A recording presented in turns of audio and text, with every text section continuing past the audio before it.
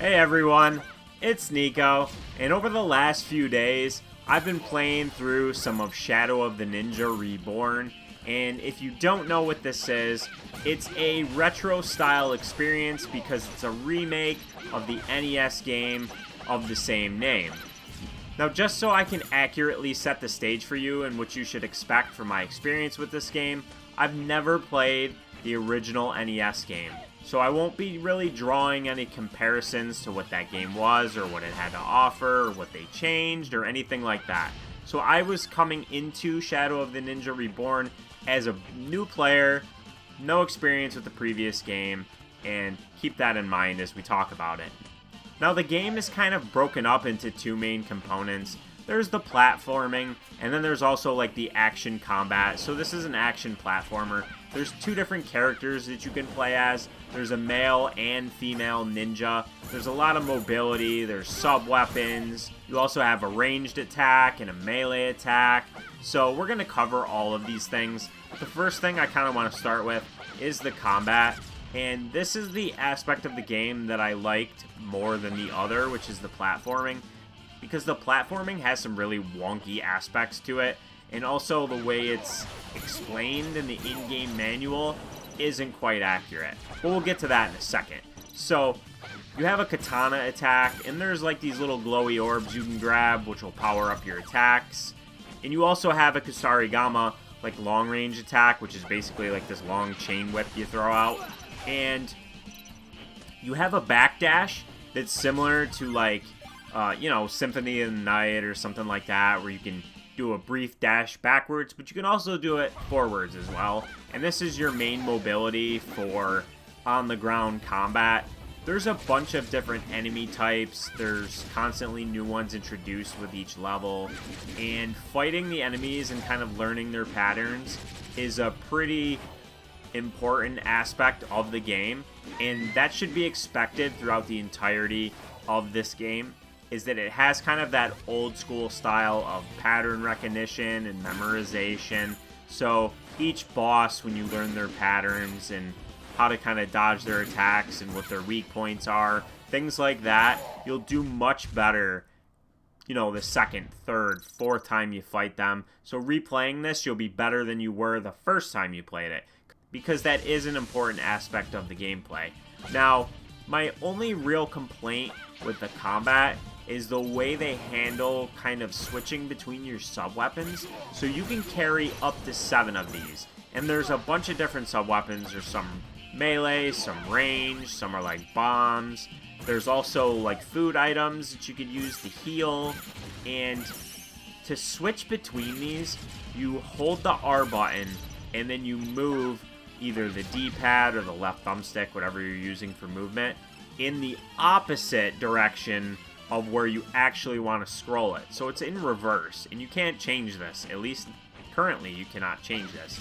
I found switching between the sub-weapons to be so cumbersome that either I didn't use them, which you won't see me use them very often in this gameplay, or I tried to set what I wanted to use in the near future to my active slot, because you just tap the R button to activate whatever your gear item is, and then like your attack button, which is the Y button on the Switch, that's what will either use that item or it's typically your melee attack.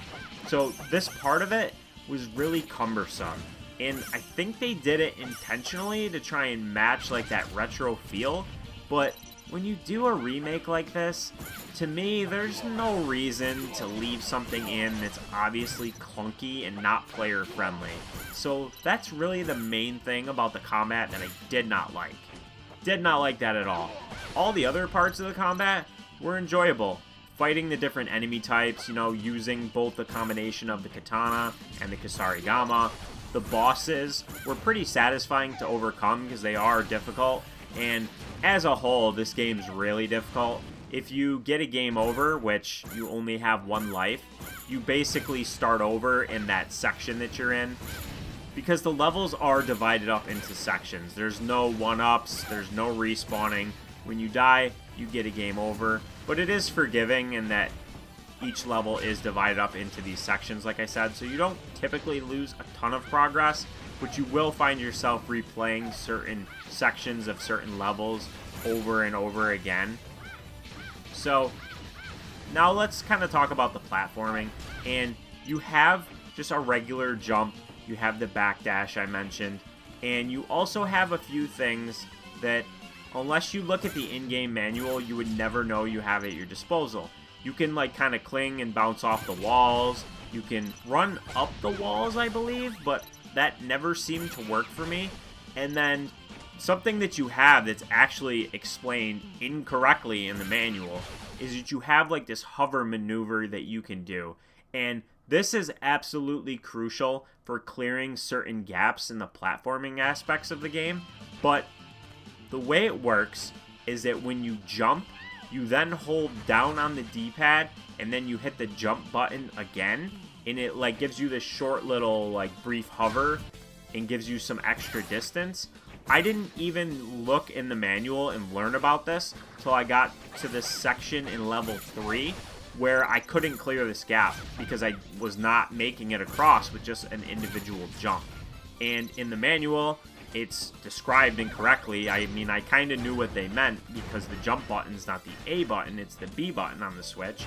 But this just felt awkward as a whole. Like, I did get used to doing it, but why is this jump and then down and jump to hover? Why isn't this just jump and then jump again? Almost like, you know, I don't know, games that have a double jump. Like, the average gamer is going to be accustomed to jump and then jump again, not jump and down and jump. And I know that probably seems like a weird thing to harp on, but I just don't understand that mapping. Like, why? Pressing jump in the air on its own should do the hover. I don't get it. I don't get that choice. And that part of the platforming I didn't love. Sometimes sticking to walls and things like that, or you can ledge grab, feels a little bit clunky. Some of the platforming sections, as a result, I found myself falling into pits pretty often because I missed my jumps. But you do just kind of lose 1 HP and then respawn on the nearest ledge. So you at least don't insta-die if you fall in a pit. But still, I didn't love that part of it. So the levels are just basically a combination of those two things, the combat and also the platforming, and I had fun with it. But I will preface this and say that if you don't have the stomach for difficulty, you shouldn't play this, because this game is very difficult. It could be a bit frustrating at times, and it is a hardy challenge. It has pretty much no accessibility. There is no easy setting. There's normal and hard, and I played on normal, and I died quite a bit. You know, boss fights will typically take you multiple tries. Luckily, you do spawn right at the boss, because those are usually their own section of the level. And as a whole, it's very difficult. In terms of like the content that's here, it felt a bit light in that there's 6 total levels. There's an arcade mode, and when you beat each level in the arcade mode, you will then unlock it for the time trial mode, which you can then replay the levels in any order you want, as many times as you want, and set high scores. There's online leaderboards. The game does have 2-player co-op, but it's only offline. There's an in-game manual that's pretty helpful other than the mistakes. There's some typos and things like that in here that I'm sure they'll fix. And the button placement for jump being wrong in the manual is a little bit baffling. I don't really know what happened there or how nobody noticed that prior to release. But, you know, whatever. It is what it is. And I had fun with this, but it was annoying me in those instances that I kind of outlined. And another thing that I haven't mentioned yet, so if you've played this or if you're going to play this, please listen carefully to what I'm about to say, because I did lose a chunk of progress as a result of the way saving is handled. So in the arcade mode, you're supposed to be able to continue, and you can. But if you're playing, and say you have to go do something, I don't know, maybe you gotta go make dinner, or you gotta go to work or something.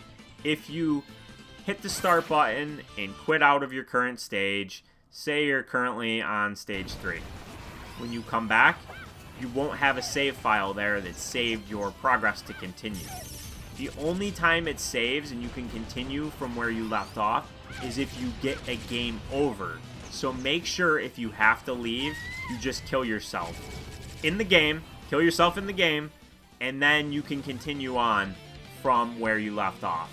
I just thought, hey, you know, I was on level 3, I'll just pause it, quit out, come back later. I did, my save file wasn't there. So then I thought, well, maybe if I quit out after I get a game over, maybe then it'll save.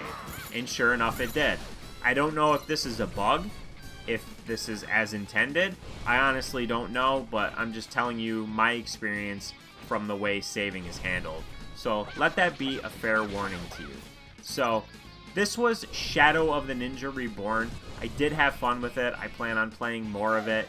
You only saw gameplay for maybe like half of the game or so because it's not real long, being the remake of an NES game, and if you've watched any of my videos before, you know I don't enjoy spoiling things for you guys. So I appreciate you watching this video. Hope you found it helpful. Let me know in the comments if you plan on picking this up. Maybe you already did. What did you think of it? If you have any questions, and I'll do my best to get back to you as quickly as I can. If you haven't done so already, make sure to subscribe to my channel. I post content every week. But until next time, have a good one.